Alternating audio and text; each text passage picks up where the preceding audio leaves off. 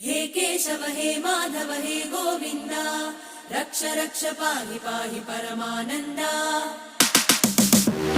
हे केशव हे माधव हे गोविन्द रक्ष रक्ष पाहि पाहि परमानन्दा।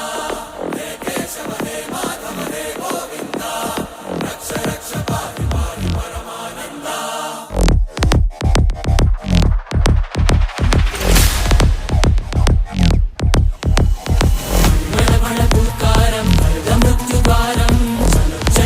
चरणं गुणभवतरणं